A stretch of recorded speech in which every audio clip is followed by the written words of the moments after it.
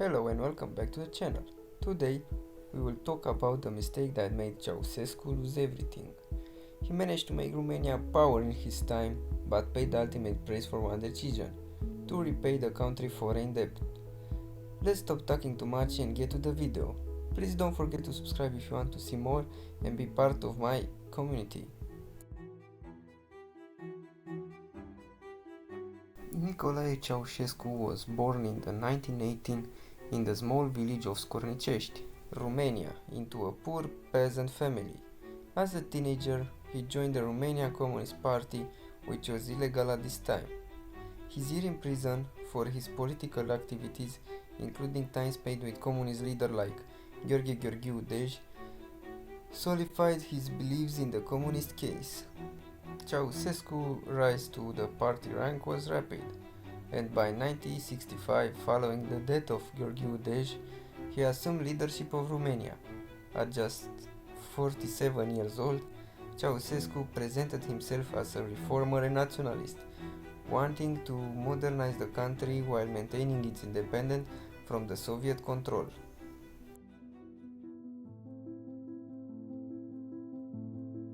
In the 1960s and 70s, Ceausescu embarked on an ambitious industrialization campaign. He wanted to transform Romania into a power. Under his rule, several massive projects were launched, changing the country landscape forever. One of the projects was the Overthrow Dam, completed in 1966, was a major part of Romania's hydroelectric power network, symbolizing Ceausescu's effort to harness the country's natural resources. This was followed by the Iron Gate power plant built in 1972 in collaboration with Tito's Yugoslavia. It was the largest dam on the Danube River, producing vital energy and preventing floods. Ceausescu's visions for energy independence didn't stop there. The construction of the first nuclear power plant in Romania began in the 1979, the Cernavodă nuclear power plant, another step toward making Romania a modern energy hub. In addition to energy, Ceausescu regime also focused on massive infrastructure projects, including the Transfăgărășani Highway and, the most notably, the Palace of the Parliament in Bucharest, one of the largest buildings in the world.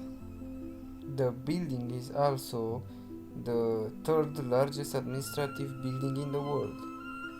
These projects were designed to showcase Romanian strength and Nicolae Ceaușescu's vision, but they were funded by billions of dollars in loans from Western nations.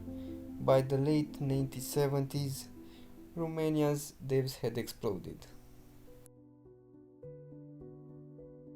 By 1979, Romania's debt had reached more than $10 billion.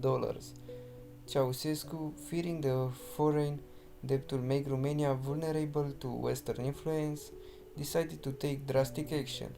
In 1981, he announced a plan to repay the entire foreign debt, regardless of the impact it will have on the Romanian people.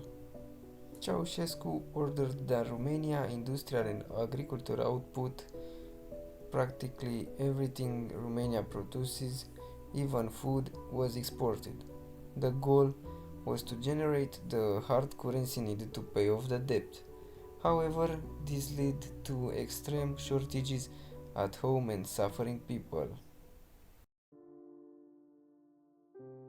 The 1980s were a period full of hardship for Romanians.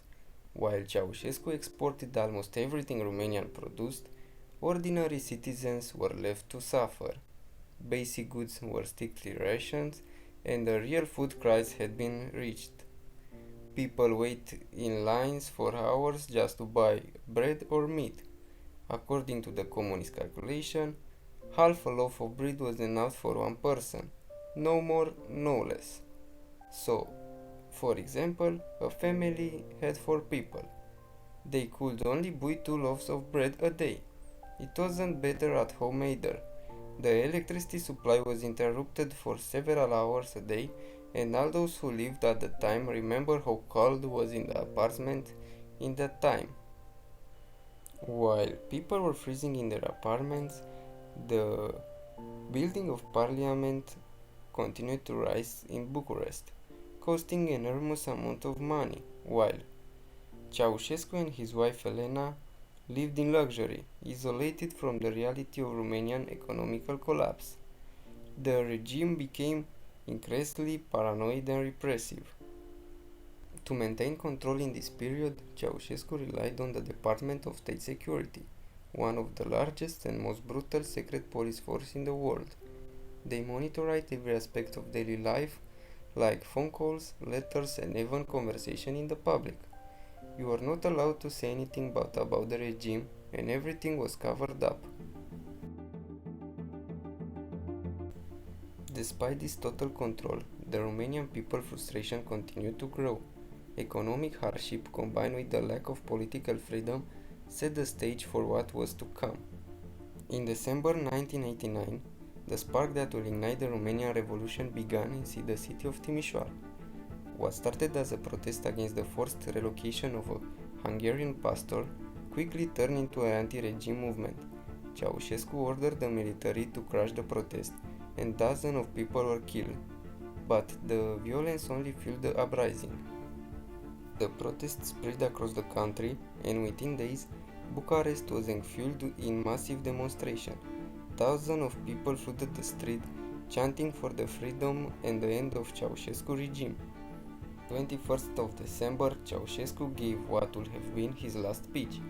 As he spoke, the crowd erupted in boos and jeers, a chant that would have been unthinkable just material. In this moment, the revolution had begun. On 22nd of December, Ceausescu and his wife tried to escape Bucharest by using a helicopter. They didn't succeed and were captured by the military and put on a trial by a military tribunal just a few days later. The trial was brief and chaotic. Ceausescu and Elena were found guilty of genocide and other crimes, and they were executed by firing squad on the Christmas day. The dictator who had once ruled with absolute power was brought down in a matter of days. The revolution, however, has many more stories to tell. I try to cover everything as short as possible. Maybe in the future we'll make a video about it.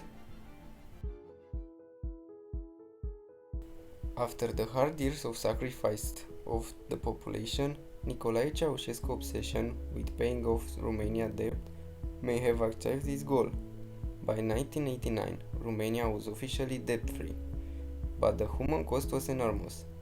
His austerity measures pushed the people to the breaking point, and the revolution that ended his life was fueled by years of suffering and repressions.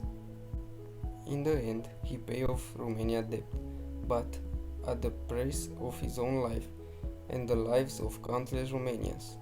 Obviously, there are many more things to see in this case, but for now we'll stop here. Don't forget to leave a like and subscribe. I will hear for you next time. Goodbye.